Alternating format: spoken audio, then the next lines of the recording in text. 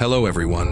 Tonight, we're starting a story that, well, might make your skin crawl from the very first seconds, especially if you're lying in bed right now, wrapped in a blanket, or sitting alone in a dark room. This story begins with an abandoned house, sitting in the middle of a thick fog, the kind of fog that feels like someone deliberately placed it there to hide the house from the rest of the world. Every time the wind blew, the mist curled and twisted, almost as if it was laughing.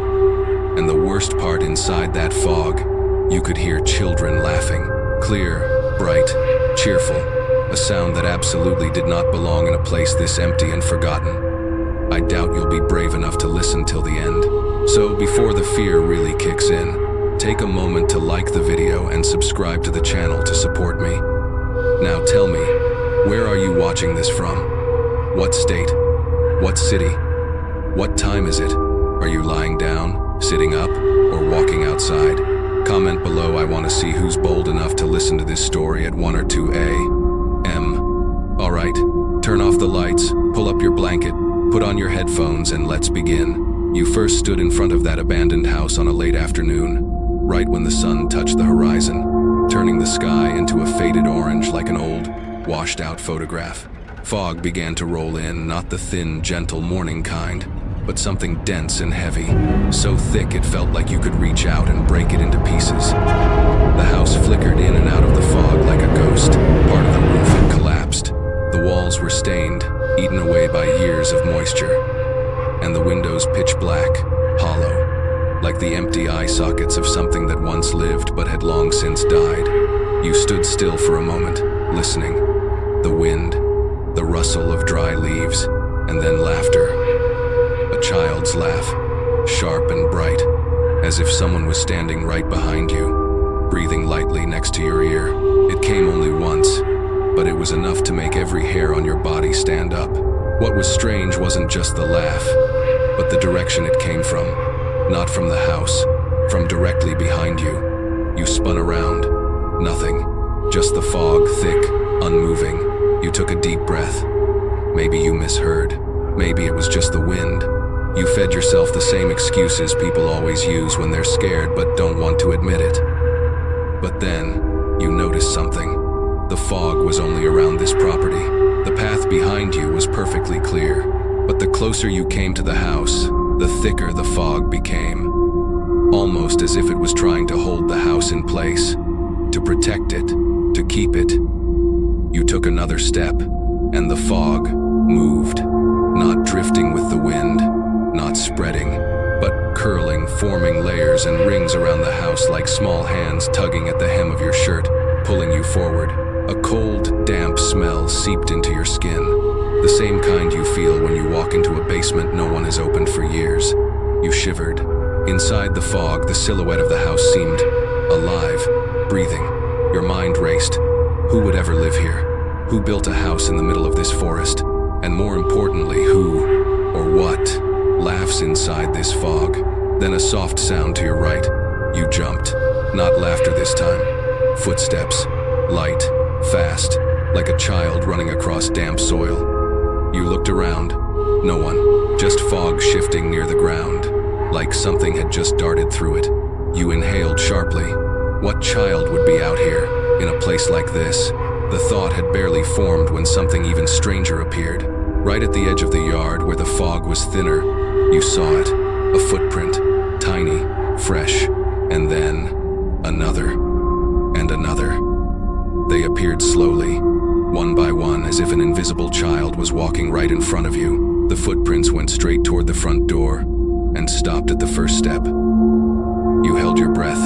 You tried to step back, but your legs felt glued to the ground, like a thin sheet of ice had locked your feet in place. The laughter came again, softer this time, like a child trying to hold in a giggle but failing, and with it, a whisper, thin and stretched. Come inside. The fog in front of you shifted, opening a narrow pathway just wide enough for a person to walk through, as if the house itself was inviting you in. Tiny footprints at an abandoned house are unsettling enough, but what you were looking at now wasn't just unsettling. It was the kind of dread that crawls up your spine and squeezes your lungs tight. The footprints lay right in front of the rusted gate. Perfect. Not blurred, not smudged, untouched by wind or fog. You crouch down. Definitely a child's footprints. Maybe 3 or 4 years old. Toes slightly spread, heel pressed deeper into the dirt.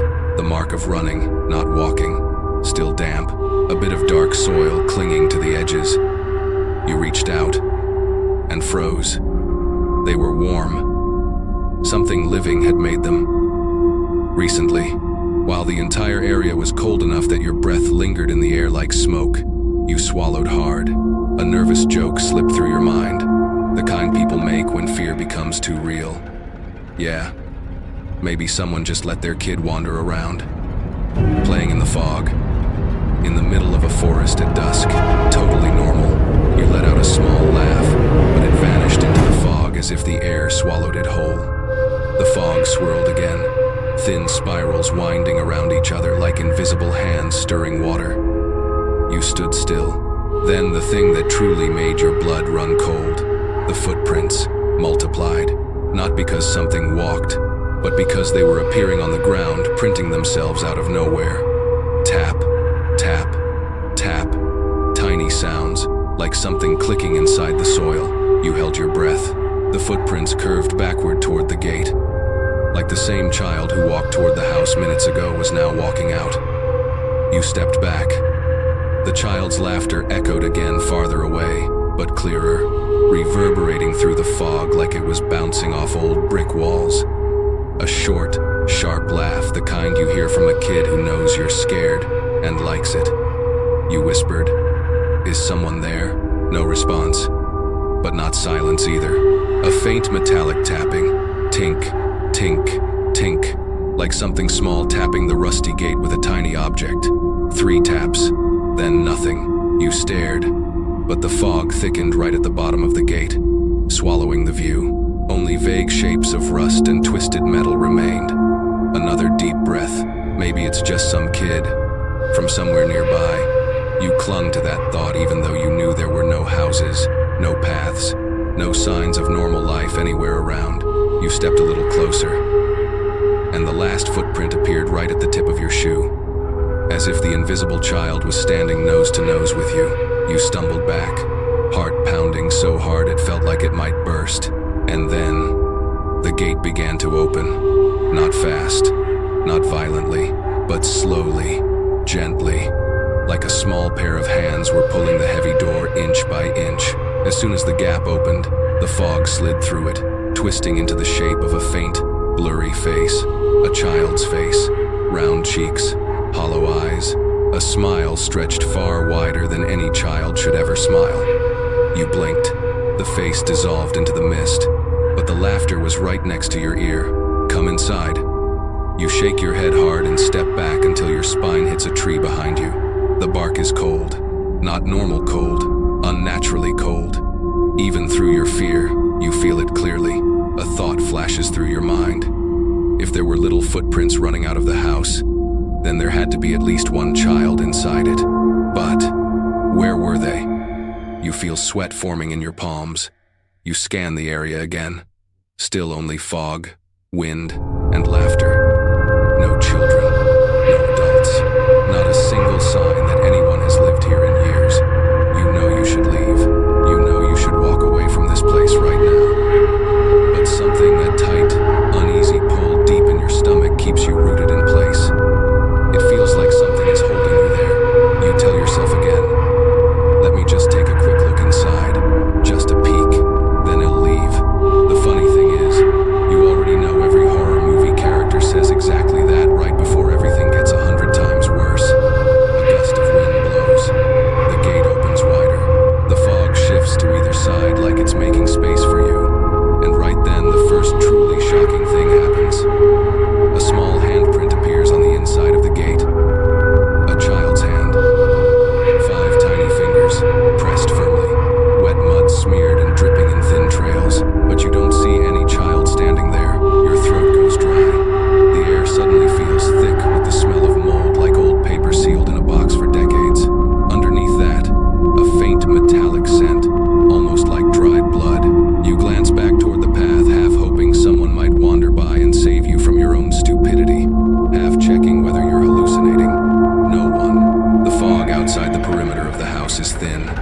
It's only here around this exact property where the fog crawls and gathers like something alive, swirling around your feet.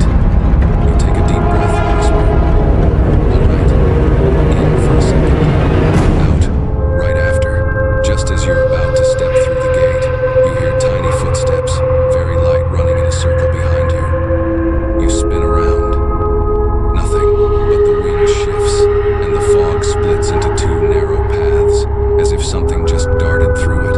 You mutter to yourself, "Cool. I guess I came here for cardio." It's your second nervous joke, your mouth trembling even as you try to laugh. The gate stays open, the handprint stays fresh, the footprints stay clear, and inside the yard, something small drops to the ground with a soft tap, like a pebble falling from someone's hand. You freeze for a few seconds.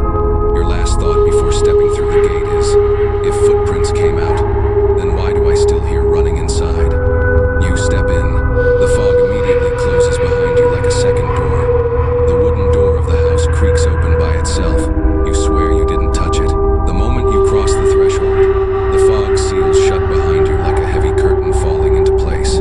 You don't even get to turn around before the rotten wooden door swings inward with a long, slow groan, the kind of sound someone makes when they're trying to exhale quietly. The creaking stretches far longer than it should. It sounds intentional, like the house is welcoming you on purpose. You stop. Your instincts scream at you to turn around, but the moment you face the gate, a cold wind hits your face, swirling the fog up into a wall, blocking your view entirely. You mutter, "Great. Locked out and locked in." A combo made especially for idiots who walk up to abandoned houses. You let out another small, shaky laugh, your third automatic joke, because panic is starting to creep up your throat. You face the door again. It's still open. Just a small gap, barely shoulder wide. But that gap is so dark, it looks less like a doorway and more like the entrance to a void with no air, no light, nothing at all. You step closer. Each footstep crunches on the damp ground like you're walking over the ashes of something that burned a very long time ago. As you get close enough, you see something that sends ice through your veins. Along the edge of the doorframe are small smear marks, like tiny fingers gripping the wood, pulling it open. Not one set of handprints, many, layered, crowded, tiny, as if a group of children had pushed the door wide. A rush of cold air brushes the side of your neck. You jolt. Then from deep inside the pitch-black gap comes a whisper, so soft you almost doubt you heard it. "Let us in." Just two words, barely audible, but enough to make every hair on your arm stand straight up. You swallow hard. It could be wind, or an animal, or something you're not ready to think about. You reach out to push the door open a little further.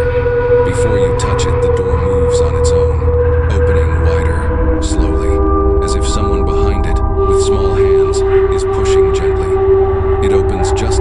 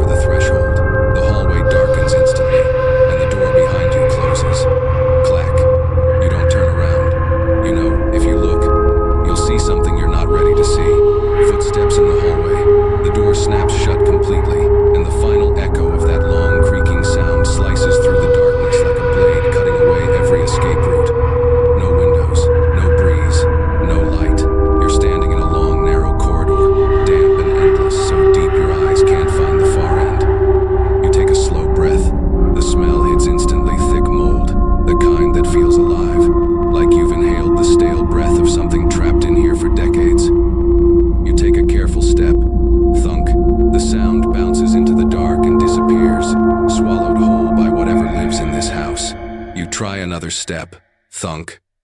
But this time, the next sound is not an echo. It's running, tiny running footsteps. Fast, playful, chaotic like children chasing each other. Where are they coming from? From the left, from the first dark room down the hall. You hold your breath and listen.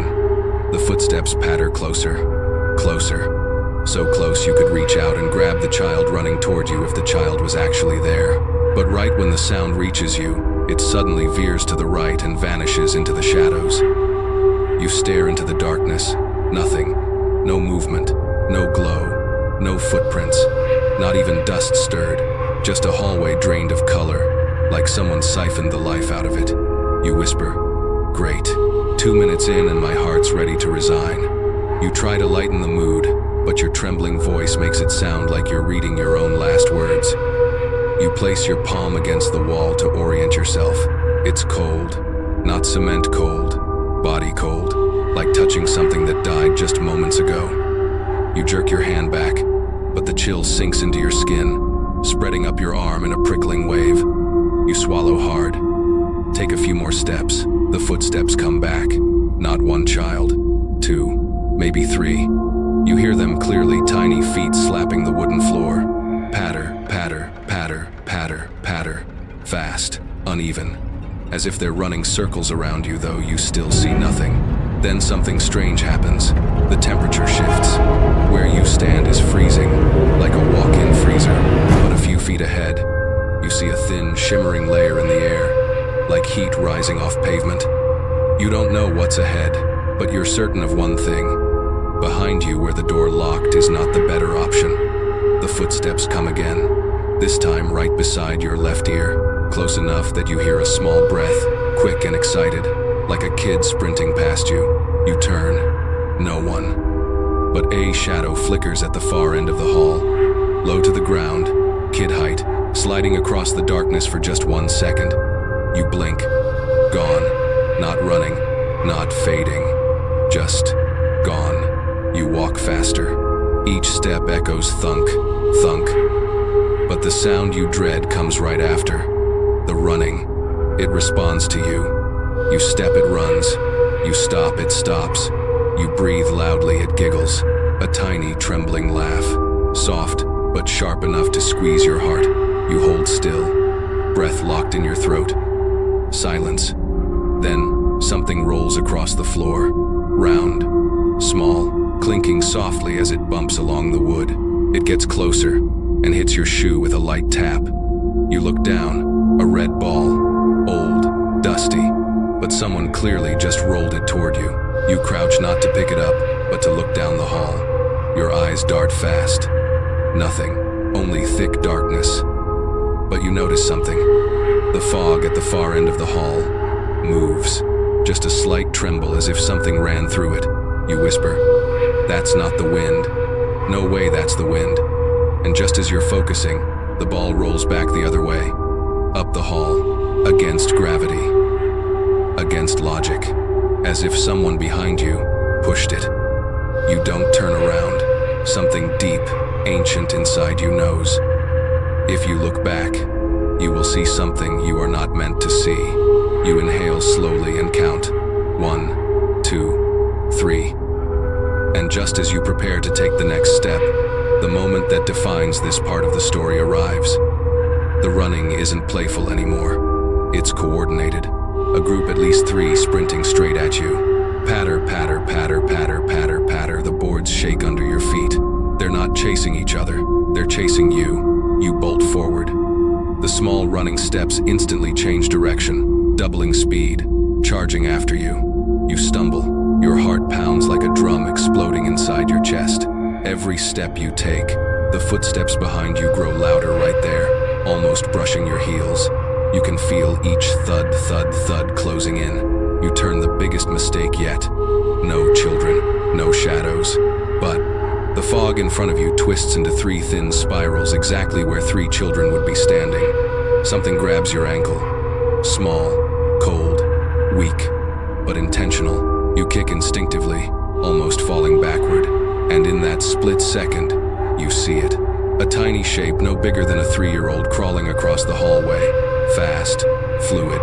It vanishes straight into the wall. Not running into a room, not hiding. Passing through the wall, you freeze. Silence presses in from every direction. All you can hear is your own ragged breathing echoing into the dark. Then a voice, a tiny one, whispers right behind you. Play. Chase. Again. A child's voice. Right at your ear. Impossible to mistake. Your heart almost stops. The hallway ahead is still pitch black, but at least there's a door cracked open at the end. It's the only choice you have. You sprint toward it. Behind you, the running starts again, this time louder, thicker, like a dozen invisible children pounding after you. You throw yourself toward the half-open doorway, as if it's the only place left with a hint of safety, even though it's just as dark as everything else in this house. The moment you cross the threshold, the footsteps cease. No more pattering, no more breathy giggles, just silence.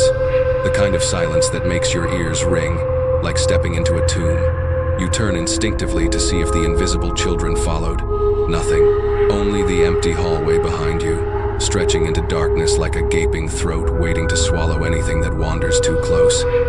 You watch the door slowly close behind you on its own. Behind you, the running starts again, this time louder, thicker, like a dozen invisible children pounding after you. You throw yourself toward the half-open doorway, as if it's the only place left with a hint of safety, even though it's just as dark as everything else in this house. The moment you cross the threshold, the footsteps cease. No more pattering, no more breathy giggles, just silence. The kind of silence that makes your ears ring, like stepping into a tomb. You turn instinctively to see if the invisible children followed. Nothing, only the empty hallway behind you, stretching into darkness like a gaping throat waiting to swallow anything that wanders too close. You watch the door slowly close behind you on its own. Dim light from a crack in the wall stretches the toy's shadow long across the floor, too long, like the legs of something lying in wait. You reach out to touch it, and the toy rolls. Slowly, gently, then a bit faster. 1 turn, 2 turns, stopping right against your shoe. You step back sharply. You didn't touch it. No one pulled the string. No wind. No mechanism. But it rolled straight toward you like a child pushing it with 2 tiny hands. You freeze. A nervous whisper escapes you. Okay, that's a little aggressive. Your voice fades instantly. The room feels like it's listening, waiting. You look down again. Then you notice something unsettling. As it rolled, it left no trail in the dust. None. Even though the dust is so thick you could wipe it away with a fingertip, the toy leaves no mark behind, as if it isn't touching the floor, or the floor isn't touching it. A cold shiver claws up your spine. You reach down, finally deciding to pick it up, not out of curiosity, but out of desperation. You want proof it's real, that it has weight, that you're not losing your mind. The moment your fingers brush the wooden wheel, the toy jerks backward. A tiny tug, distinct, clear, like a small hand pulling from the other side. Your heart lurches into your throat. You yank your hand back. The toy sits still, then slowly rotates, rolls backward across the room, and stops again in the exact center. You duck behind an old chair. The silence is suffocating, broken only by your shallow breathing, echoing off the walls. You think, is there actually a kid in this room? And, as if responding to your thought, the toy suddenly shoots across the room, tapping the far wall with a soft bonk. You turn. In the corner, darkness pools deeper than the rest of the room. A shape sits in it deep enough to look like a mouth waiting to swallow someone whole. You squint. There's something standing inside that shadow. A small figure, child height, perfectly still, featureless, but unmistakably present. The floor creaks, tick, tick, tick, like little fingers dragging across the wood. You shiver so hard your shoulders shake. A thin breeze drifts across your ankles, not from the outside but seeping out from that dark corner. You inhale through your mouth without meaning to. The smell hits you instantly. The smell of children's clothes left in a damp closet for far, far too long. You close your eyes, trying to steady your breath. When you open them, the toy is no longer at the wall. It's back in the middle of the room. Again. And behind it, in the thick dust, something new appears. A long drag mark, like a child sitting on the ground and scooting toward you. Your stomach drops. The room feels smaller now, closer, as if the walls themselves are inching inward. Then, a tiny hand slips out of the darkness, pale, bone white, the fingers disturbingly long. Its nails are pitch black. They tap the floor snap so sharp you forget how to breathe. But the worst part isn't the first hand. Tap, tap, tap.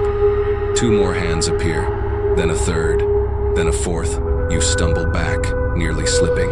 A tiny voice, a child's, echoes from the darkness. Play. More. You recognize it instantly. The same whisper from the hallway. Behind you, the door you just came through creaks open a little, like the house is telling you, if you don't want to play, keep going. But you know going forward doesn't mean escape. You glance at the wooden toy. It spins once, slowly, like it's waving for you to come back. You shut your eyes for 1 second. You can't stay here. You rush toward the door and shove it open. The moment you cross the threshold, the footsteps erupt behind you this time, inside the room, not the hall. You swear you can hear multiple children running straight at you, as if they don't want to let you leave.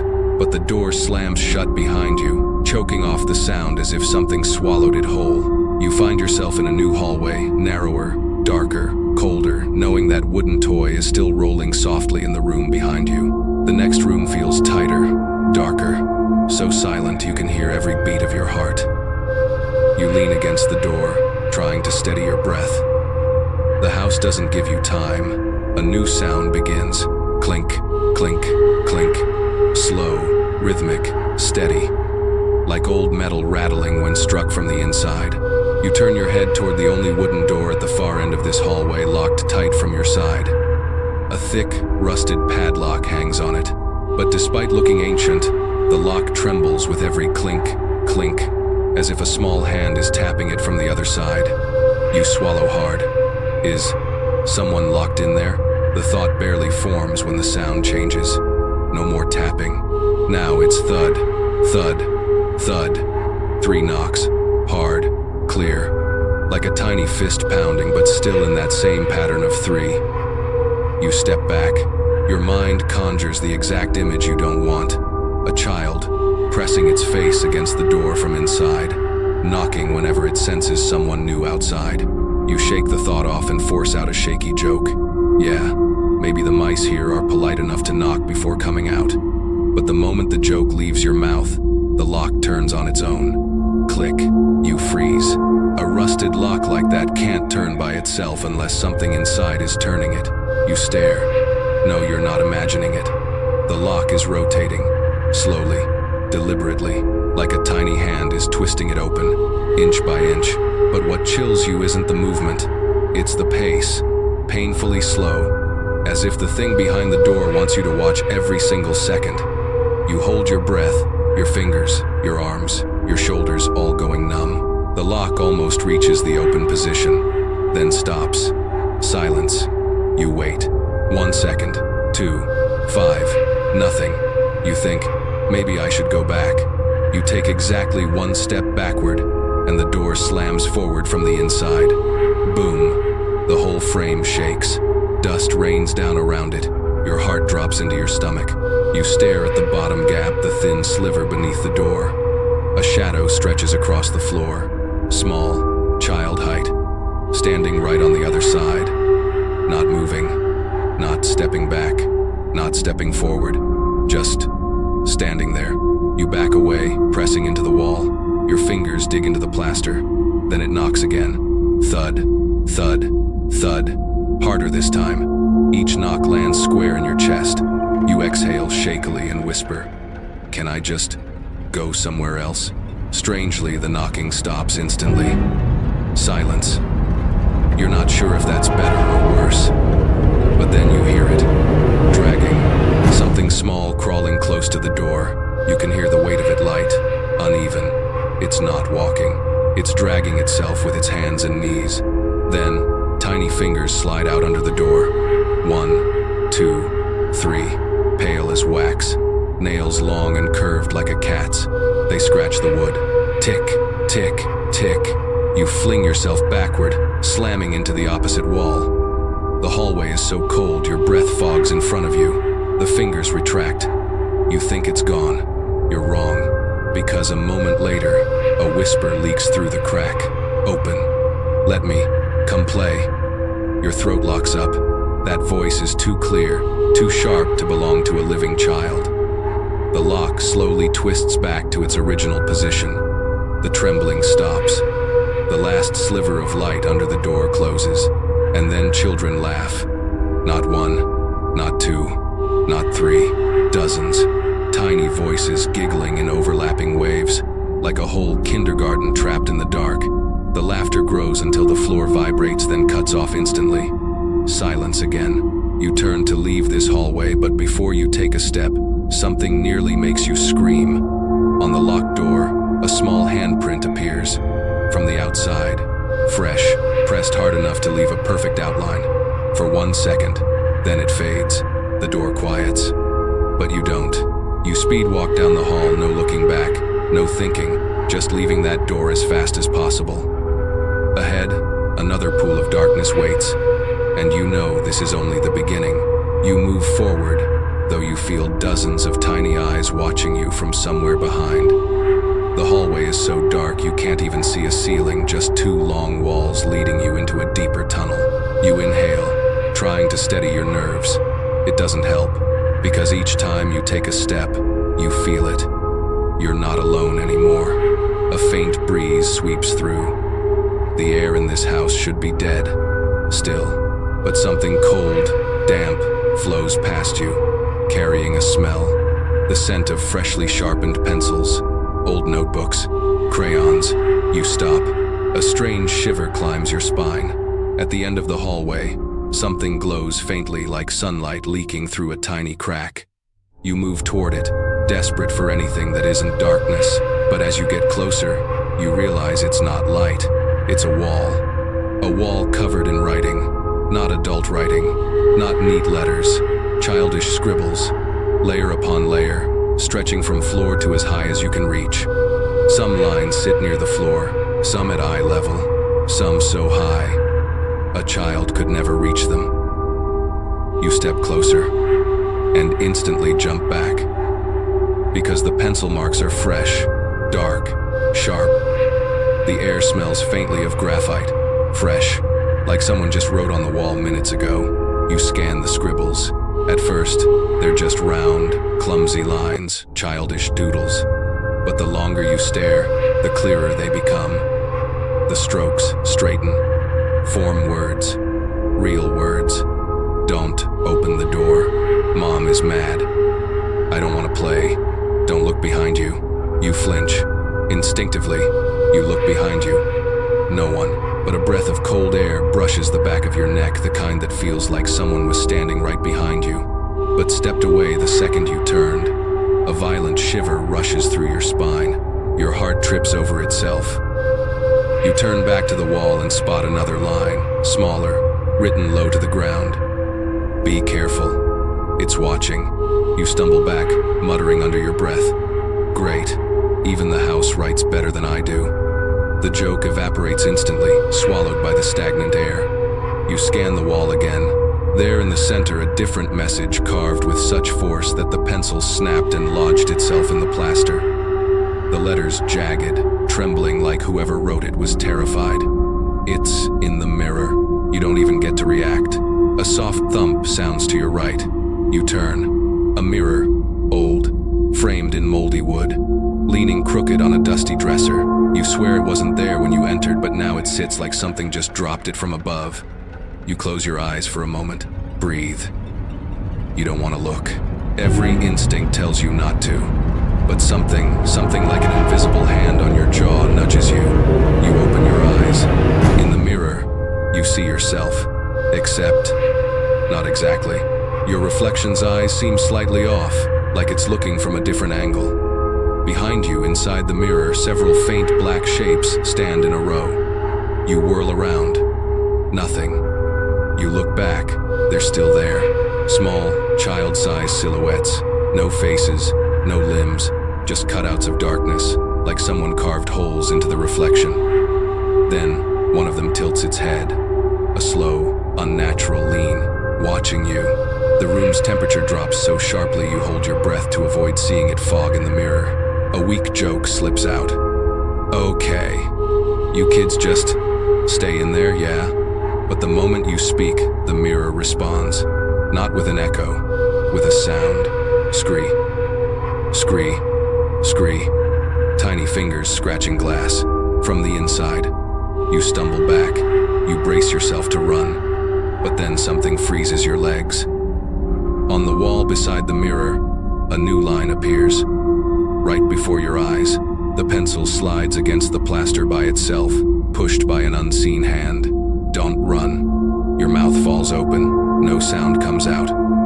The writing continues, letter by letter. Steady, deliberate. Don't run. If you run, it will chase. You take 2 trembling steps back, but the pencil speeds up, and it runs faster than you. Cold shoots through your chest like a hand reaching in from the inside. You turn toward the hallway. Nothing there. No shadows, no movement, no giggles. But on the dusty floor, a faint drag mark, like something small crawled past seconds ago. You can't stay. You take a deep breath, shut your eyes, and sprint. Your footsteps crack against the wood loud, frantic. And just like the writing warned, after 5 steps, the floor behind you erupts with tiny footsteps, quick, sharp, right behind you. You don't see them when you glance back, but the fog twists into 3 spirals at knee height, like invisible children are sprinting at full speed. You look forward just in time to see a door slightly ajar. You dive inside. The instant you cross the threshold, thwop. Something hits the wall behind you. Small hands. Multiple. Just a split second too late. The door slams shut. You collapse to the floor, panting, and then the real horror of this part reveals itself. There's a crib in the room. A tiny, dust-covered crib. Except the blanket on top of it is rising, breathing. Something is under it. Something alive. You sit frozen on the wooden floor, back pressed hard against the door. Your heart hammers so loud it fills your ears. This room is smaller than the others. Peeling walls, no windows. Only a thin crack in the ceiling letting in a faint thread of light. In that weak glow, the crib comes into focus. Old, rotted, dust piled thick like gray snow. One rail snapped in half, but the blanket, it swells gently. Up, down, up, down. Something is lying underneath, breathing. You don't move. You barely breathe, afraid your breath will sink with whatever is under the blanket. Then you notice the breathing is wrong. It's not steady. It twitches, jerks, like whatever is under there isn't sleeping, but shifting or crawling. You swallow, inching away as quietly as possible. But the wooden floor creaks a warning. You freeze. Another ripple moves under the blanket. Then a long bump slides from one end of the crib to the other, something crawling right beneath the fabric. A soft rustling, like paper tearing, then a faint scratching against the wood. You try to reassure yourself. Could be a mouse. A very, very talented mouse that knows how to sleep under blankets. Your voice shakes so hard it comes out thin and pathetic. The blanket stops. Completely. No breathing. No shifting. Nothing. The entire room holds its breath with you. Then, the blanket rises. Higher. Higher. Higher. Until you see a hollow space beneath it. A dark void. A void that feels like it's staring back. Not with eyes. Not with a face. But with awareness. Then it moves. The lump slides toward the edge of the bed. Slow, deliberate. The top of the mattress sinks, something crawling forward. Your body presses flat against the wall. The blanket shifts, slides, until a small hand slips out. A child's hand, bone white, fingers too long, nails burned black. It grips the crib rail, a soft crack of wood. Then it pulls. Whatever's under there is trying to come out. You can't blink. You can't breathe. A second hand emerges identical, scratching lightly across the wood. And then the blanket lifts again, higher, and something begins to crawl into view under the weak beam of light. suck in a sharp breath, not out of fear but because you realize you've been holding it far too long. And then, a tiny giggle echoes, not from under the crib, not from the door, from the ceiling. Your head snaps upward. Nothing. Just darkness, no shape, no shadow. But the giggling continues soft, suppressed, like a child trying not to laugh, then failing. You turn your eyes back to the crib. Mistake. The blanket is rising higher, revealing a deeper, darker void beneath, a darkness that moves, lifting, as if something under it is raising its head. You hear faint cracking, tiny bones shifting under the blanket, and then things get worse. In the far right corner of the room, the layer of dust splits apart, two narrow streaks, parallel, knee marks, like a child crawling toward the crib. But there's no child, no body, just dust disappearing in two neat tracks as something invisible moves across the floor. You whisper, "You've got to be kidding me. You kids brought reinforcements." A desperate joke, barely more than a dying breath. You back toward the door, but it's gone. Or rather, sealed. No handle, no crack, no way out. You turn back toward the crib. The blanket slides off the bed, falling to the floor like a dead bird's wing. And underneath, a shape. Small, but not human. Not even close. A tangle of limbs. Arms, tiny ones fused together, twisted, writhing in a single squirming mass. Under thin, pale skin, fingers push and flex as if trying to claw their way free. You don't even have time to scream, because in the very next second, a small hand shoots out from beneath the bed and clamps around your ankle. Cold, sharp, weak but gripping like a hooked claw. You yank back, falling hard onto the wooden floor. Dust explodes around you. The thing under the bed pulls, hard. You slide half a meter toward the darkness. You kick wildly, your heel striking. Something, whatever it is, it giggles a tiny, trembling laugh full of delight. You scramble up, run straight for the opposite wall. No door, but in the far corner, a narrow opening. No crib, no blanket, just a dark passage. You dive for it. Behind you, invisible feet patter across the floor fast, excited, like a whole crowd of children barreling after you. You don't look back. When your hand brushes the corner to turn, a tiny palm slaps your back, cold as cellar water. You choke out a half scream and hurl yourself down the passage. It leads into another hallway, darker, longer, so silent it feels like you've stepped into the stomach of something enormous. You gasp for air, glance back. The nursery is pitch black now, door sealed, no footsteps, no laughter, no hand tugging your ankle. But on the floor in front of the shut door, a tiny handprint pointing toward you, like it's waving. Come play again. You turn away, keep walking, and ahead, suspended in the darkness, you see it. A mirror, gently swaying. It rocks as if it's breathing. Each tilt knocks loose flakes of dust from the wooden frame, the faint tick-tick echoing like rain on a tin roof in the dead of night. You stand 3 steps away, too afraid to get closer. Too afraid to turn your back. The mirror tilts again, then stills. You swallow hard and think, if this thing starts breathing, I'm booking a cardiologist. Another nervous joke swallowed by the dark. You inch forward. The floor creaks again, that familiar sound like someone crawling under each board right beneath your feet. Now you're standing directly in front of the mirror. You see yourself. For 1 second, then your reflection moves. You don't. Arms limp. Shoulders tight, breathing fast. But in the mirror, your reflection slowly tilts its head, watching you. You stare. It tilts further, further, at an angle no human neck could manage. You step back. The reflection doesn't correct itself, doesn't follow your movement. It stays in that twisted pose. That thing is not you. Your throat locks, and then it smiles. Not a big grin, not a loud laugh. A tiny, pressed lip smile, the kind a child makes when hiding behind a curtain. The corners twitch, twitch, then stretch too far, too wide, up to the ears. Your body trembles. Then you notice something even worse. Behind the you in the mirror, a child is standing, right at your reflection's shoulder. But outside the mirror behind you, there's no one. No shadow, no sound. In the mirror, the child is small, hair covering its face, still as a discarded doll, skin white as paper, hands dangling, fingers curled like claws. You whip your head around. Nothing. But in the mirror, the child tilts its head and steps closer to your reflection. The air thickens. Cold wraps your neck like tiny fingers stroking your skin. You take a step back. The reflection steps forward. Not you, just the reflection. You try to stay calm. Then the laughter returns, but not one giggle. 3, 4, 5, overlapping, echoing like dozens of tiny mouths pressed to your ears. You nearly scream. You turn away, and the mirror erupts. Thud, thud, thud, like someone smashing the glass from inside. You freeze.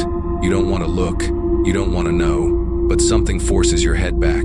Dozens of tiny handprints appear on the inside of the mirror. Slapping, beating, B-O-P, B-O-P, bop. Each strike shakes the glass like it's about to shatter. You stumble backward until your spine smashes into the wall. Your heart feels like it's splitting open. Then, it stops. The mirror goes still. You open your eyes slowly. No hands, no shadows, no children, just your reflection. But its eyes are staring to your left. While you're looking straight ahead, your heart drops. You turn your head involuntary, instinctive, and a tiny breath brushes your ear. Cold, wet, close. You jerk around, no one. But in the mirror in the upper left corner of the reflection, half of a child's face peeks out. Just half. One wide, round eye, black as a bottomless well, unblinking. Your whole body locks. You stumble back. The face slips into the darkness of the mirror. Gone. You spin and run. The moment you turn away, the mirror crashes to the floor behind you. Smash. Glass explodes across the hallway. You don't look back. You don't want to see what might be crawling out from under the shattered frame. You run straight into the next hallway, and there a new sound begins. A music box. Old. Warped. Playing by itself. A twisted melody. Slow. Off-key. With faint, breathy giggles beneath each note. You sprint down the new corridor, heart pounding so hard you feel every pulse slam behind your eyes. But then you stop. A familiar sound, warped but unmistakable, comes from ahead. Ting, ting, ting, ting. A music box chime. You've never heard the tune before, but everything in your body tells you it's wrong. The notes drag too long. The chimes bend like someone twisting them with their hands, and beneath each tone something else. A child's voice, trying to hum along, but muffled, as if someone is covering their mouth mid-song. You inch forward, even though every instinct tells you to turn back. The corridor tightens, ceiling lower, the air heavy with the stink of old wood, metal rust and something faint but horrifyingly recognizable. Burning plastic. The music continues. Ting, ting, ting, ting, ting. You finally see it. A wooden music box on the floor. Red paint flaking off. Lid, half open. The wind-up key turning slowly, as if someone just wound it. A thick blanket of dust coats the room. But around the music box, a clean circle. Half a meter wide. No dust at all. Like something or someone stood there, moved there, picked the box up, set it down. You swallow. Maybe the ghost cat in this house has a hobby. Your voice cracks in the middle of the joke. The music doesn't stop. If anything, it warps further, like someone is turning the key in the wrong direction. A soft crack echoes from inside the box. Then the mechanism grinds into a single long death note. Curry. And then the music changes, becomes a whisper, so faint you have to hold your breath to hear. A child's voice, not singing, not laughing, whispering into the dark hollow of the box. Come here, come closer, keep playing. The hallway plunges several degrees colder. You jerk back, and right then the lid of the music box slams open. Inside, nothing. No spinning dancer, no gear, no mechanism at all, just darkness. Yet the melody keeps playing from inside that void. You lean forward, just slightly, and see an eye, wide open, perfectly round, no white, just solid, bottomless black, staring straight up at you. You stumble backward, nearly falling. The eye blinks once, slowly, like it's not used to blinking. Then a child's voice rises from the box. Your turn. From the darkness beneath the lid, a small finger emerges. Pale, nail long and curved, scratching the edge. Tap, tap, tap. You jerk upright, slamming into the wall. And then the worst part. Behind the music box, the dust moves. 2 tiny footprints press into the floor, then another, and another, child-sized, appearing one by one in a slow, deliberate march toward the box, stopping right behind it, then a giggle, right beside your ear. You whirl. Nothing. But when you turn back, the key spins faster, the melody twisting into an unholy screech. K-R-R-R-R-R-R-R-R-R-R. Ting, ting, ting, ting, ting, ting, ting. The lid slams shut, bursts open again, like a mouth snapping. Voices spill out, not one child. 2, 3, 4, play. Come play. Play with us. You can't stay.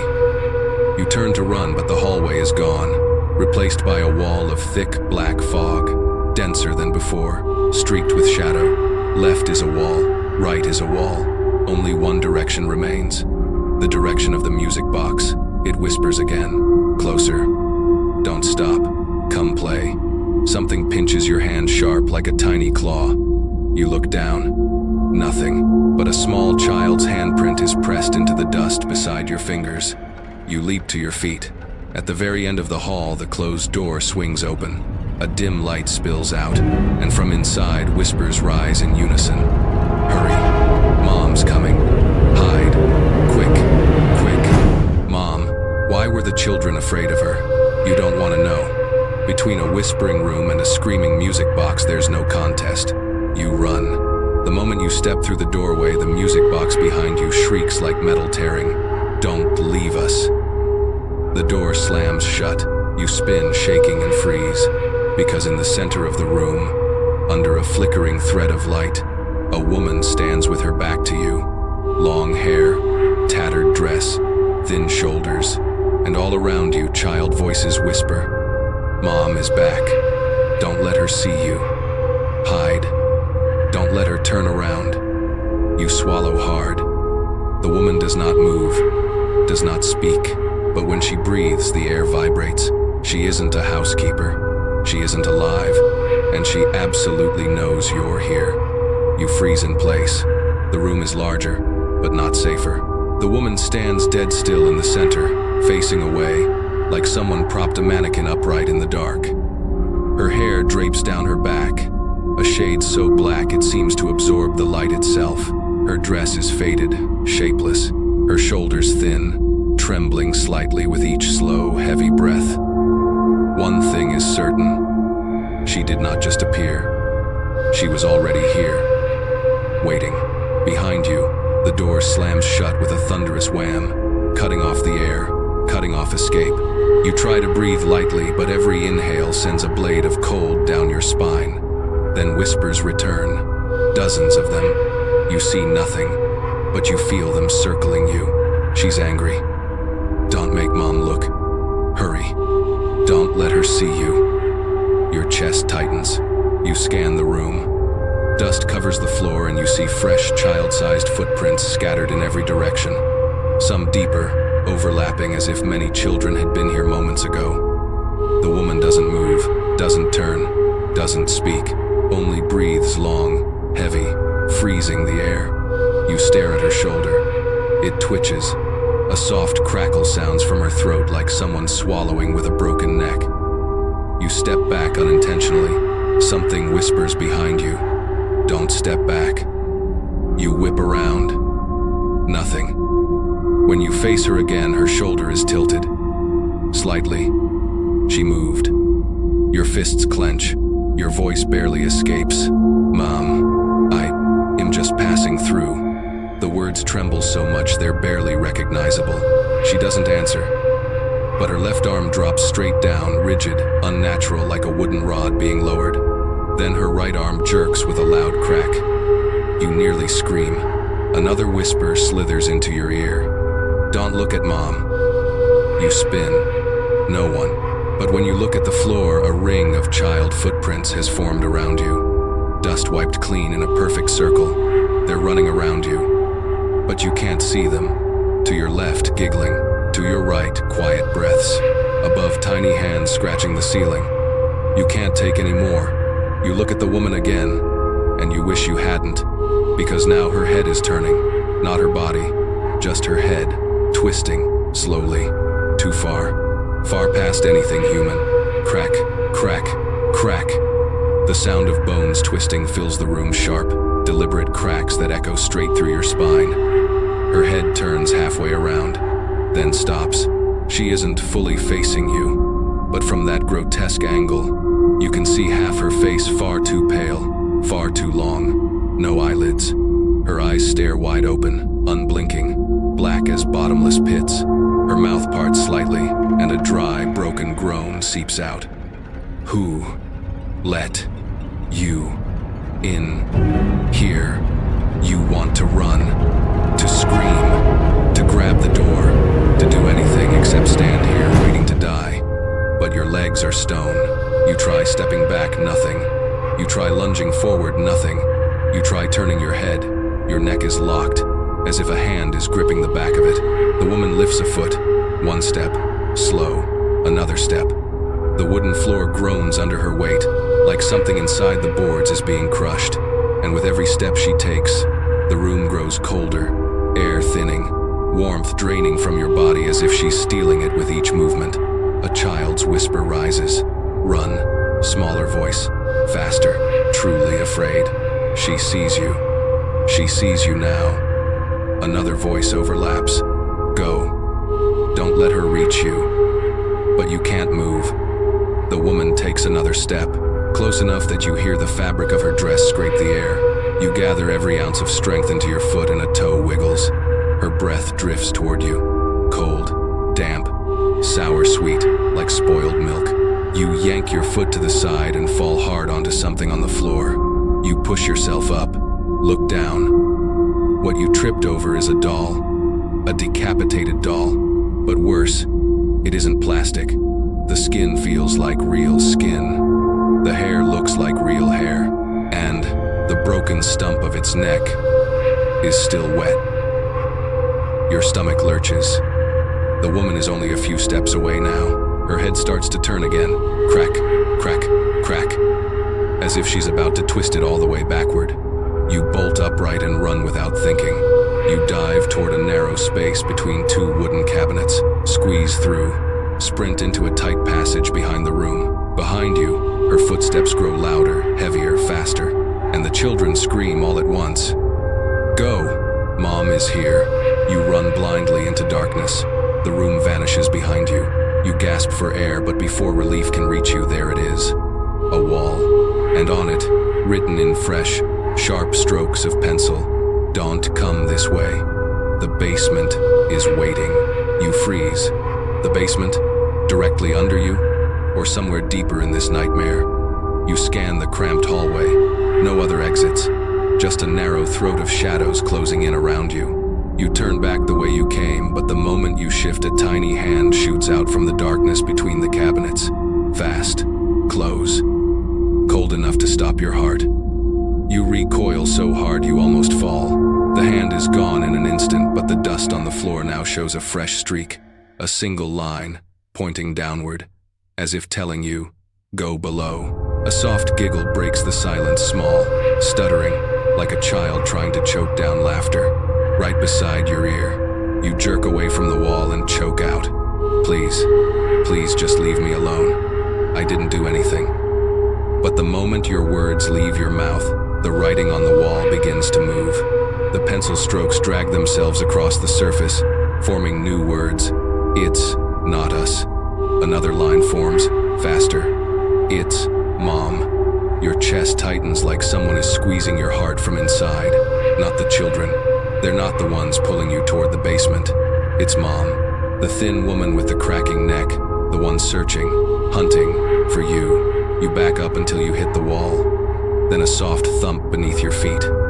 You look down. A wooden floorboard is lifting. From below, something is pushing it upward from the darkness underneath. Slowly, dust drips through the widening crack, and through the gap, a whisper rises. Come, here, not the wind, not the house, a child's voice, calling from under the floor. You step back, but the board lifts higher. A gap about the size of a hand opens. The darkness below is thick, too dark, like a deep well. The voice continues. Go down, hurry. Your voice trembles. I'm not going down there. The house answers for you. Boom. The entire floor shudders, dust raining from the ceiling in thick clouds. A freezing draft slides across your ankle like fingers brushing up your leg. Your lifespan just dropped 7 years. You stagger back, but the floor behind you collapses. A violent crack explodes under your heel. You fling yourself forward just in time as a section of the hallway caves inward, revealing another pit of darkness. The house is hurting you, forcing you, guiding you the way she wants. Mom doesn't want you to escape. Mom wants you down there. You have two choices. Go back toward the woman hunting you, or descend into the basement where the children are calling. It's like choosing between getting hit by a truck or eaten by a train. You suck in a shaking breath and stare into the widening hole. More dust falls. A deeper cold seeps out. More whispers drift up. Don't let Mom catch you. Come down. Quick. You shake your head over and over. No way. I'm not, then you hear it. Her footsteps. The woman's heavy, dragging steps coming from the room behind you. Thump, thump, thump. Slow, heavy, but closer, closer. Your mind screams, run, now, move. But the hallway behind you is gone, collapsed. Boards continue to fall into the darkness with soft, splintering cracks. You are out of options. Then from the hole at your feet, a tiny hand rises. Small, thin fingers, child's hand. But unlike the others, this one isn't cold. The hand isn't cold. It's warm, almost hot, like the hand of a frightened child desperately trying to pull you down to safety. You hesitate. Behind you, the footsteps grow louder. Thump, thump, thump. Clear, close, coming straight toward you. You look down at the tiny hand reaching up from the darkness open, trembling, waiting for yours. A small voice, thick with fear, whispers, come with me. Don't let Mom see you. Your fingers shake, your throat tightens, you're on the edge of tears. And then you grab the child's hand. Instantly, a powerful force yanks you downward. You fall. The floor above slams shut. The woman's footsteps vanish. Darkness swallows you whole. Only the patter of small feet surrounds you, running, circling, and soft giggles echo through the void. You're here now. Good. Now you're here. You hit the ground. Hard. Your knees slam into freezing concrete. A shock of pain shoots up your legs. You blink. You're in the basement. But that's not the part that terrifies you. The part that terrifies you is that you're not alone. A black, pulsing darkness engulfs you in less than a second. No moonlight, no cracks in the ceiling, no windows, only cold, thick, ancient cold like falling into a 1,000-year-old well. You rub your eyes, worthless, pitch black, so dark you can't tell where the walls are, where the floor ends, where the corridor begins, but you can hear the footsteps, little steps circling you, soft, quick, light as cats, but there are so many of them. Your chest expands painfully. You inhale and the cold hits your lungs like ice water. You cough. Immediately your cough is answered, not by one child, but many.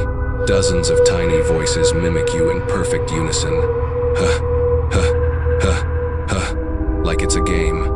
You spring to your feet. Your hand scrapes the concrete, sharp fragments biting into your skin. Something darts across your ankle. You jerk, fall back against a stone wall. Then, you see them. Not lights, not lanterns, eyes. Dozens of glowing, pale blue orbs floating half a meter above the ground like the eyes of nocturnal animals. Small, round, child height. And every pair is staring at you. You press back into the wall. A voice whispers right beside your hip. Don't be scared. Another voice rises behind it.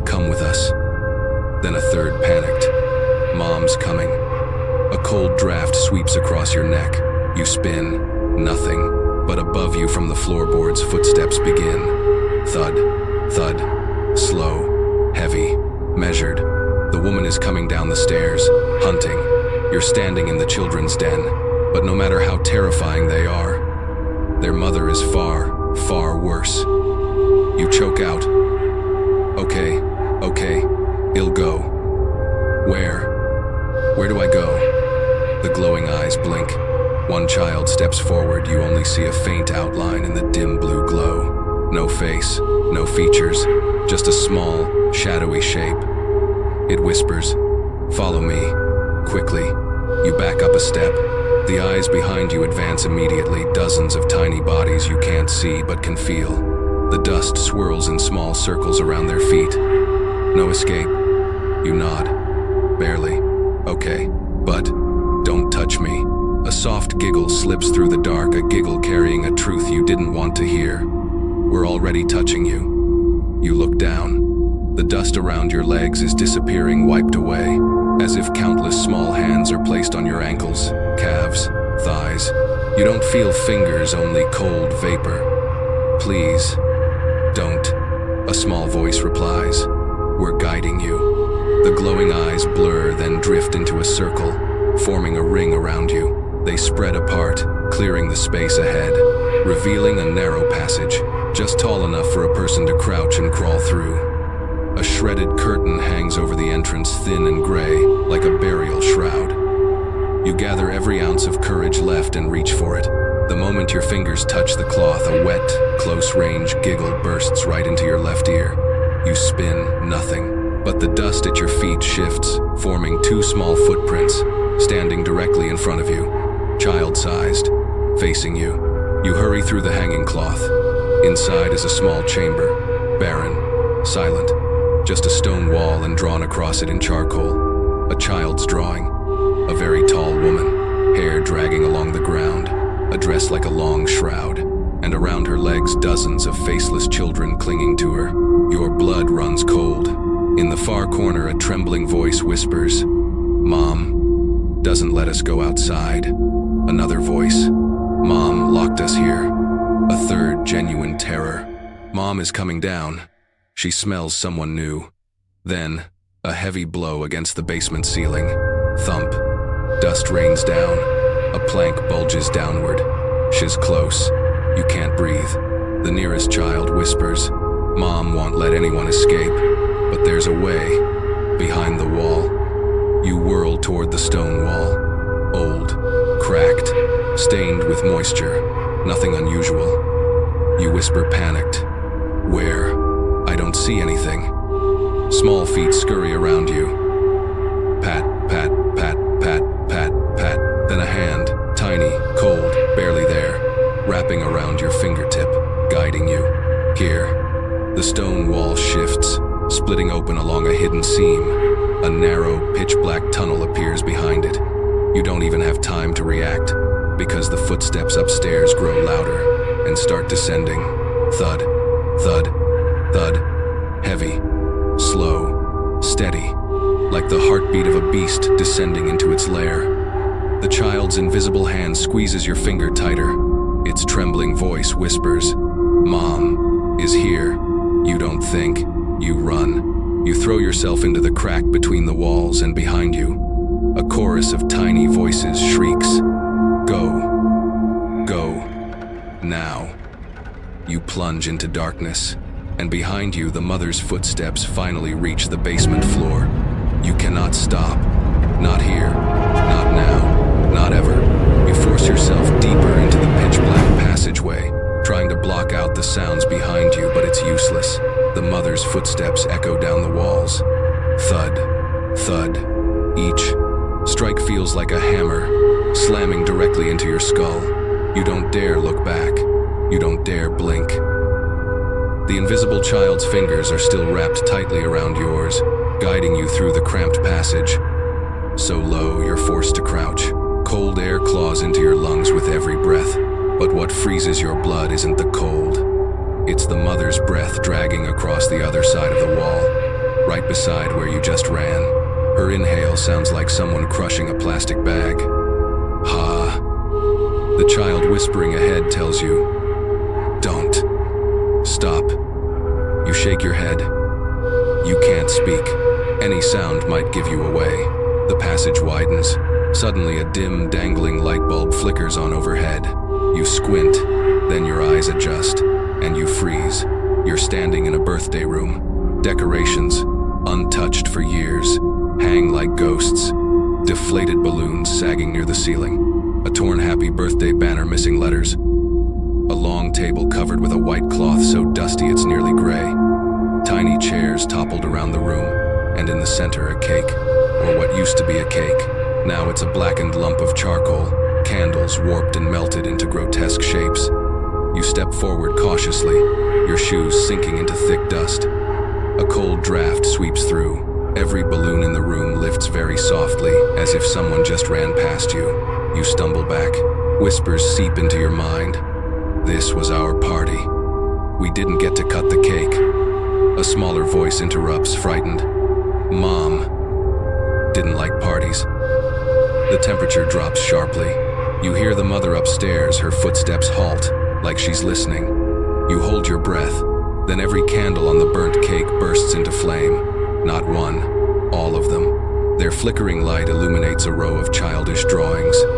Child Haeshone smiling. Child #2 smiling. Child #3 smiling. Child #4 mouth crooked. Child #5 mouth torn open to the ears. Child #6 no face. Child #7 replaced by a tall woman's head. You swallow hard. All the sagging balloons in the room begin to inflate again. Slowly, deliberately. No breeze, no pump, just the sound. Foo, foo. Children's breathing, high-pitched, raspy. Several at once. A blue balloon swells, then turns to face you. You didn't imagine that. It turns like a child tilting its head to study you. A trembling voice drifts from the dark. We don't want birthdays anymore. Another voice. We don't want to play. A third. Mom is here. Before you can react, the curtain you came through is yanked violently to the side. You whirl around. No one. But the shadow on the outer wall, a tall, distorted silhouette of a woman stretches up to the ceiling. She's right outside the birthday room. You back away, sweating cold. Balloons start popping, but they don't pop normally. Every time one bursts, a tiny scream echoes through the room, sharp, pained, terrified. Pop! Ah! Pop! No! Pop! Stop! You clutch your head. The candles flick sideways as if something invisible brushed past and blow out all at once. Darkness swallows the room. Your voice shakes. What do you want me to do? A child answers, trembling. Hide. Behind the table. You dive under the birthday table. A tiny, unseen hand pulls you deeper. Its breath is frantic. Mom came in. You peek from under the tablecloth. The woman's feet appear at the doorway. Bare, bloodless, wax pale, toes too long, nails black and curved like claws. She steps inside. Thud, thud. Each step slams into the floor like a mallet. She stops dead center in the room. You close your eyes. A child whispers, "Don't let her know." Her footsteps creep closer. She stops right beside the table. You hold your breath until your chest screams. Then her hand drops down. Fingers long, crooked, dragging across the floor as they reach under the cloth. You bite your lips so hard you taste blood. Just when her hand is about to graze you, every child in the room screams, "Run!" You explode out from under the table. Her scream chases you, a shrill metallic screech like steel ripping apart. You sprint toward the opposite door. It bursts open. You throw yourself through and freeze in mid-stride. Another mother stands inside. Taller, darker, hair spilling all the way to the floor. She's facing the wall. Not moving, not breathing, not alive, not dead. You're frozen. Because this isn't another person. This is another piece of her. The first mother behind you. The second mother ahead. And you trapped between them. The room seals shut with a slam. No exits. You choke on your breath. The woman facing the wall doesn't move, but something beneath her hair does. A faint shifting, small, subtle, like something crawling under her hair. Then her breathing begins. Not normal breathing, no rise and fall, no rhythm. Just one long inhale as if she's smelling for you. The hair near her neck parts just a little even though there's no wind. This room has no windows, no vents, no drafts. Only her, only you. The footsteps from the birthday room stop outside the door. The first mother waits there. The second mother stands inches in front of you. You remember the children's whispers. Mom isn't one person. Mom splits. Mom divides herself. Now you understand. You're trapped between two parts of the same nightmare. You search the room desperately. There's no furniture, no chairs, no table. Just a small framed object leaning in the corner. Not a mirror, not glass. You look closer, it's a picture frame. The photo inside is so faded you can't see any faces, but the silhouettes, they look exactly like the children you've encountered throughout the house. You step closer not because you want to, but because something cold and small presses into the back of your legs, pushing you forward. Invisible feet, invisible hands. You take 2 steps. A child's voice whispers right beside your left ear. Don't turn your back. To Mom. Your heart seizes. You freeze. You don't move. You don't breathe. The mother in front of you is still facing the wall, still motionless, but you feel it. A pair of eyes behind all that hair, looking through the wall, through the floor, straight into your spine. You whisper, barely a breath. What do I do? A tiny invisible hand touches your neck, cold, shaking, afraid. The child answers, "Wake us up." You look back at the picture frame. Under the thick film of dust you see 3 children, standing shoulder to shoulder, but their faces they've been clawed out, like someone dragged broken fingernails across the image until nothing remained. You raise your hand and wipe the dust away. The moment your fingers brush the frame, the mother turns her head. Not her body, just her head. It spins toward you fast, snapping to a 160-degree angle in a single jerk. Crack. A wet, bone-splitting crack that hits you right in the chest. You scream, but the sound doesn't leave your throat. She doesn't move, doesn't lunge, doesn't grab. She just stands there, head twisted to an impossible angle facing you. Then she speaks. Her voice is like air forcing its way through a throat full of cold water. Who called me? You stumble back, hit the wall, and fall. The picture frame drops and clatters at your feet, hands shaking. You reach for it, and the moment your finger touches the corner, the room changes. The darkness thickens, presses in. The air curdles like warm milk. A child shrieks, "No, don't let Mom see the picture." But it's too late. The mother jerks her whole body violently. Her hair flies apart, her eyes open, white, bulging, no pupils, no lids, just 2 glowing, swollen orbs pushing out of their sockets like ghost light. Her mouth opens, and keeps opening, and keeps opening, wider and wider, until her jaw splits. A steel-sharp scream rips from deep in her throat. "Children, come to me." The door behind you, the one where the other mother waits, slams open. Both women, both halves of her, snap their heads toward you at the same time. You scream and bolt toward the far side of the room, toward the single crack in the wall. But before you reach it, the floor splits open. The wood snaps. Dust explodes upward. A jagged hole yawns open at your feet. From below, a hand reaches up. Not one hand, dozens. Tiny, ice-cold hands pushing through the darkness. Every child's voice whispers in unison. "Jump, jump now." Behind you, both mothers rush forward, legs bent like a spider moving too fast to see clearly. You don't think, you jump, and fall into thick, choking darkness. You plunge through the void, cold as a winter, well dense as a hand forcing you downward. No light, no direction, just a ringing in your ears and one final thought, "I'm dead." But before you hit the ground, something catches you. Soft, but strong. Not one thing, many. You feel them. Tiny hands, dozens of them, cupping your back, your arms, your legs, your face. They lower you gently, holding you up, saving you. You gasp, panicked, and immediately, a small voice whispers at your cheek, Don't be scared. We're holding you. You freeze. Then you see the floor. A mound. No, a pile. A pile of old children's dolls, broken, headless, burnt, twisted. But the bodies are soft, warm, too warm. You scramble away like crawling out of a nest of spiders. Then you look closer. The dolls aren't toys. They're shrunken child shapes, white as bone, limbs curled tight, faces erased like overexposed film. Your stomach flips. Before you can scream, another voice, older, but still a child's, whispers, "Don't stare. We don't like that." You turn toward the voice. A faint blue glow flickers in the darkness, an eye, then another, then 10, then 30.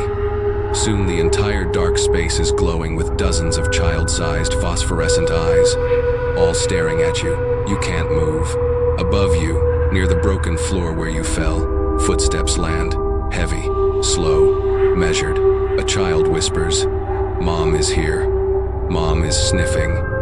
Mom knows someone is down here. You look up. Through the cracked floorboards, a curtain of long black hair spills downward. The mother bends low, peering through the gap, sniffing the air between her teeth. There, you are. Your heart stops. The children run. Their tiny footprints wipe trails in the dust, showing the direction. One grabs your hand. Follow. Now, you do. You run blindly after them. The tunnels twist like an underground labyrinth, stone walls, wet floors, the stench of mold and burned hair. Behind you, the mother drops through the floor. Not climbs, drops. Her body hits the ground with a sickening crunch, bones twisting in opposite directions. She lets out a scream, long, metallic, like steel being bent in half. Wary is my child. All the invisible children scream at once. Run. You run deeper. The air grows colder. The walls drip. The ceiling lowers. You gasp. Where? Where are we going? A trembling voice answers. The memory room. You stumble. The what room? The room Mom locked us in. The room we died in. The room she burned. You nearly fall. A tiny hand yanks you upright. Hurry. Mom is close. You turn back. The mother is crawling after you, using all four limbs like a human-sized spider. Her head is twisted backward. Her eyes glow white. Her mouth stretches down to her chest. She shrieks. The child in my hand is mine. You sprint with everything you have. The children lead you to a low wooden door, half-burned, hinges warped from fire. One child pushes it open, the hinge screams like metal dying. Inside is a tiny room, charred black. You see spirals of small footprints burned into the floor. A child whispers, "Go in." You stand at the threshold, trembling. What about her? They all answer at once.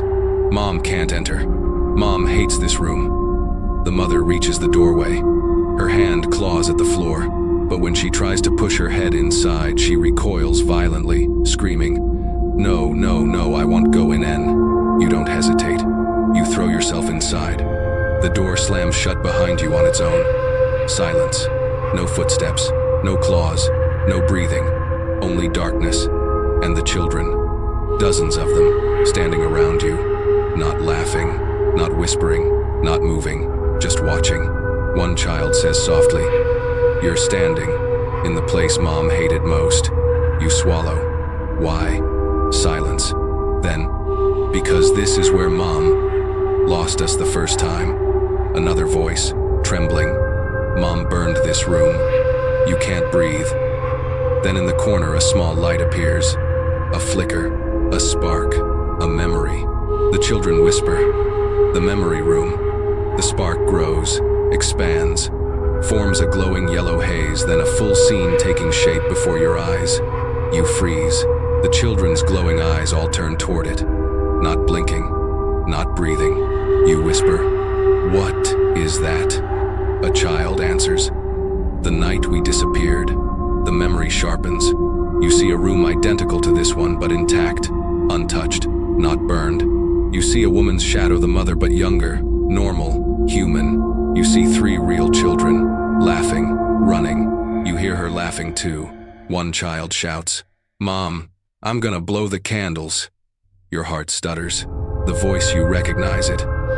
You look at the invisible children around you. Silent. Still. Then the memory continues. The mother hugs her children, smiling, alive. She places the small birthday cake on the table, the same burnt one you saw earlier. A child cheers, "I'm 7." And the mother says, "Happy birthday, baby. Mommy loves you most." Her voice is normal, human. Your voice shakes. That was her. The real her. A child at your side answers, "Mom," before she changed. In the memory, a sudden gust blows, but the windows are closed. The birthday candle goes out. The mother looks around, frowning. She tilts her head just slightly in a way that echoes the monstrous head tilt you saw earlier. Her voice drops. "Is someone in the house?" The children look confused, then a heavy bang from beneath the floor. You flinch, even though it's only a memory. The mother rushes to the basement hatch, opens the latch, swings it up. Below, only darkness. Thick, complete. A child beside you whispers, "This is when Mom changed." In the memory, the mother leans down toward the basement. Her voice warps. "Who's down there?" From the darkness, the same whispers you heard when you entered this house. "Come here, come closer, come down." But unlike you, the mother heard them. You cry out, "No, don't, go down." But the memory cannot hear you. The mother descends the stairs. The 3 children run to the hatch but stop at the top. The children around you whisper, trembling, "This is when Mom didn't come back. This is when Mom found us again. This is when Mom stopped being Mom. We saw Mom never come back up."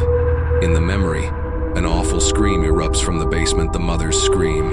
Not fear, not panic, but pain, the kind that splits a person in half.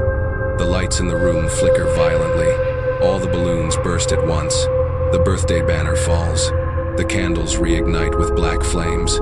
And then something crawls up from the basement opening. Not the mother anymore. A piece of her twisted, spasming, mouth torn wide, eyes bulging white. The children scream. The creature, the thing she became, reaches out with a long, jerking arm, grabs the smallest child, and yanks them backward into the dark. The other 2 run, screaming, sobbing. The invisible child next to you whispers, trembling, "We hid in this room." On the walls of the memory, fire spreads fast. The room shakes. A candle tips onto the tablecloth and the room ignites. The 2 remaining children are forced into a corner. No escape. Flames surround them. They cling to each other. One says the last words before the memory dissolves. "Mom, I'm scared." The room is swallowed by fire, and the memory goes out. Darkness returns. The invisible children stand around you, not speaking, not giggling, just breathing hard. You whisper, "Why? Why show me that?" A small voice answers, choking back tears. "So you know, Mom is something no one can save anymore." Another voice adds, "Only someone from outside can leave this house." You step back, trembling. What do you mean?" A tiny, cold hand grasps yours, shivering, fragile. "Only you can pull us out of the house." You freeze. Then the children speak one after another, a sad, broken chorus. "Only the living, only an outsider, only someone Mom hasn't touched can leave with us. And Mom, she knows that." The moment the last voice fades, the door slams violently. Mom is trying to force her way in. Her long nails scrape across the surface. Scree, rrrtttttt. Then her voice twisted, bending, animalistic. "Give my children back to me." The children scream. Run. Upstairs now. A section of wall behind you explodes outward, revealing a rotten staircase. You bolt up the stairs. The children's footsteps, faint circles wiped in the dust, rush behind you. As you climb, you hear Mom's screams vibrating the entire floor. "Give them back." You don't look back. The stairs lead to a narrow attic hallway, low and cramped. You have to crouch to fit. Up here, everything is different. No moldy smell, no giggling, no dusty footprints, no cold hands tugging at your clothes. The silence is wrong. Too clean, too empty. A child whispers beside your ear, "This is where Mom won't come." Another child, "Mom can't climb here." A third voice, shakier, "Because we hid the thing. Up here." You shudder. That thing? No answer. All the children turn toward the end of the hallway, toward the old attic door. Its paint peeling in thick curls. A single strip of dim yellow light leaks from the gap beneath it, a candle-like glow from another era. You step toward it, but as your fingers graze the handle, the door shutters. Something inside slams against it. Dust sheets down the frame. You stumble back. The children scatter, suddenly terrified. One cries out. She knows. You're here, behind you, on the stairs. Mom's footsteps explode upward. Thud, thud, thud, thud. Her voice rips through the attic. "Stop, don't open that door." The children shriek back, overlapping. "Open it. Hurry. She's near." You have no choice. You grip the frozen handle and wrench the door open. It slams against the wall with a deafening crack. Cold air rushes out from the room. Inside, a small attic chamber, dark but not pitch black. At the center, a wooden chest, old, rusty, the lid slightly ajar.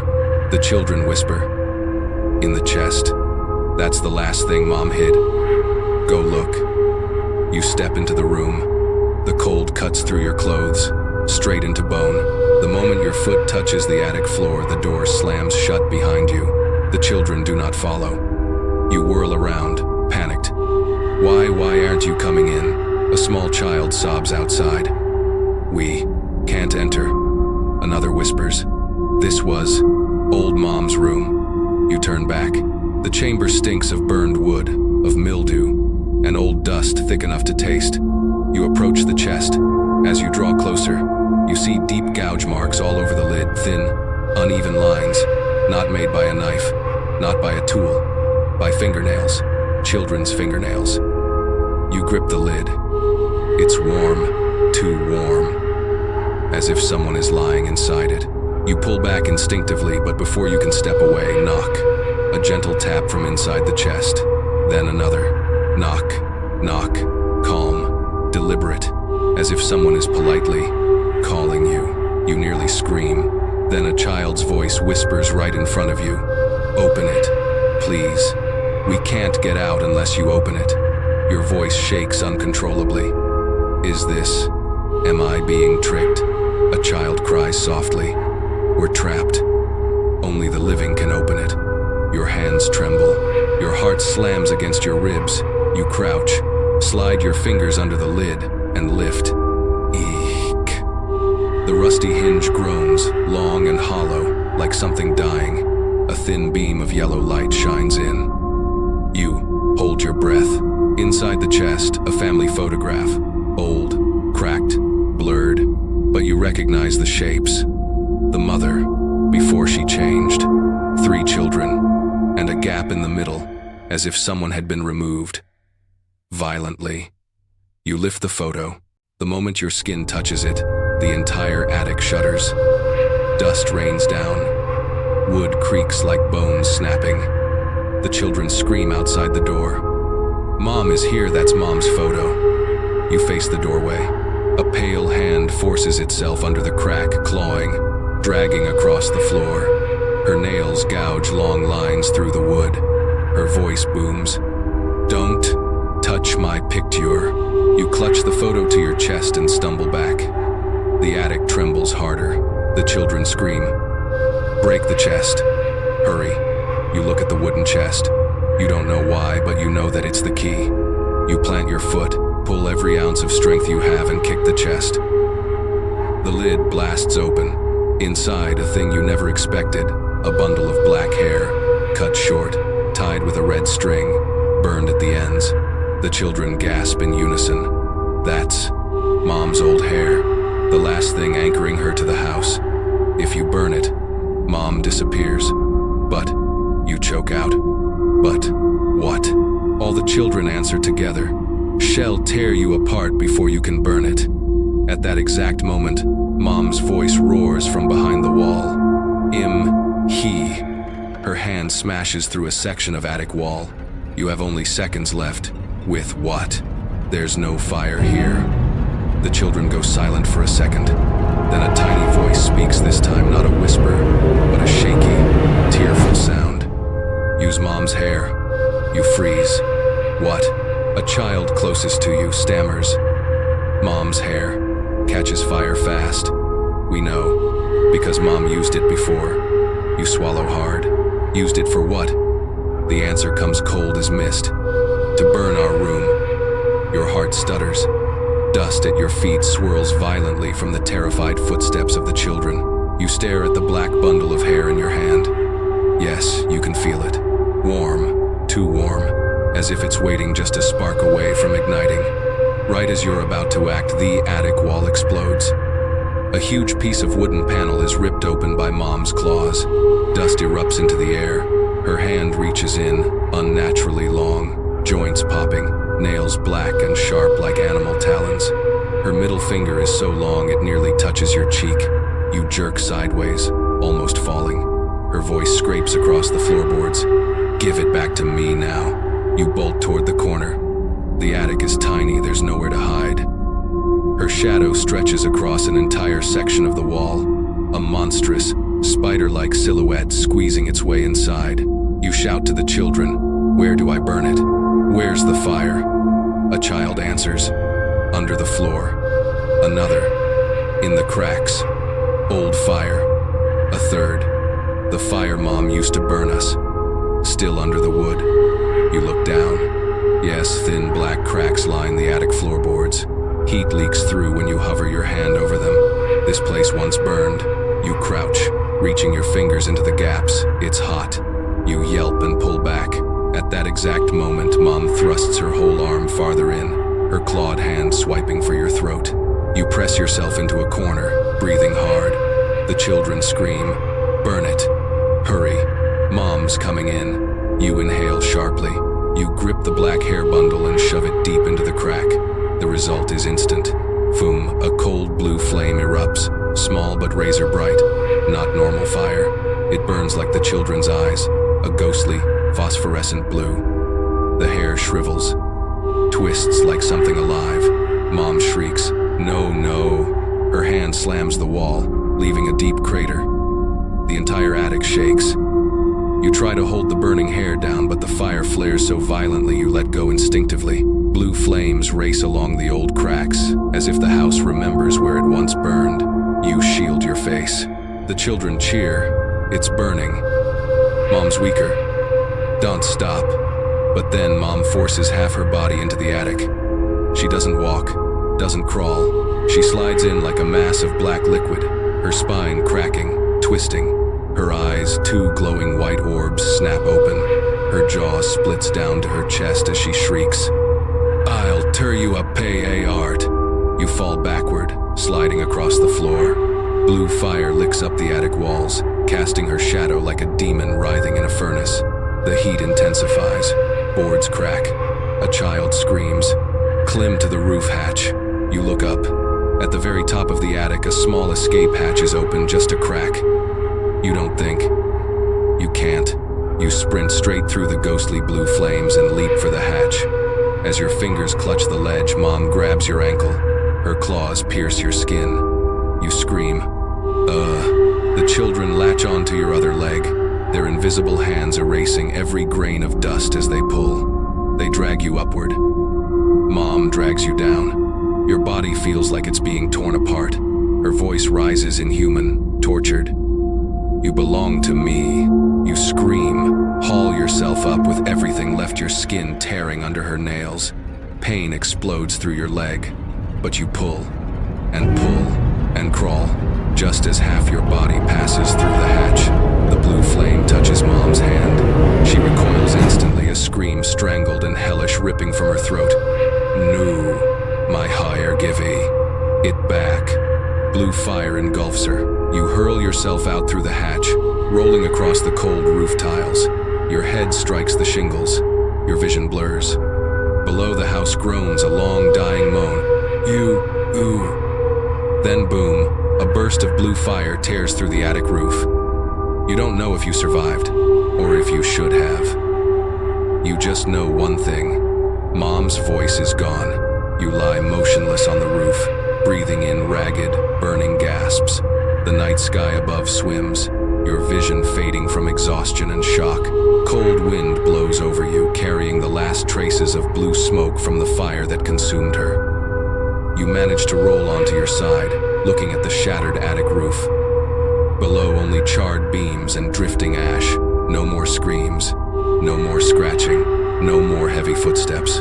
You breathe, truly breathe for the first time since stepping into this house. But then tiny blue lights appear around you. The children, not hiding, not shaken, not whispering from the dark. Now, they stand clearly glowing faintly in a ring around you. You still can't see their faces, but you can feel the relief in the air. The release.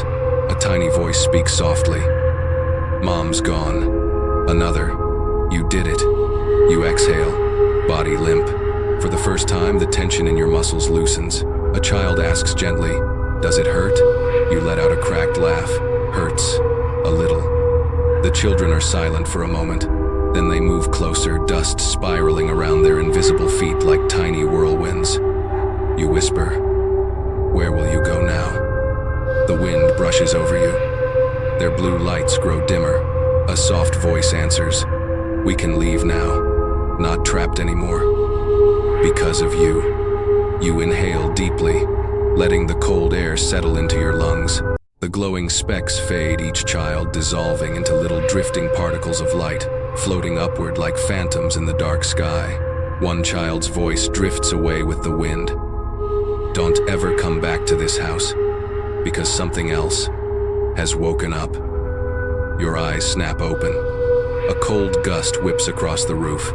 The shingles beneath you creak toke, toke, as if someone, or something, is stepping upward from inside the house. You scramble off the roof edge, slide down the side, hit the ground hard, and you don't look back. Not once. You walk straight into the fog. The sun isn't up yet, but at least you are alive. Behind you, the abandoned house stands perfectly still, silent, motionless. No fire, no children, no mother, but in the drifting mist, you swear you hear a tiny giggle, and then silence.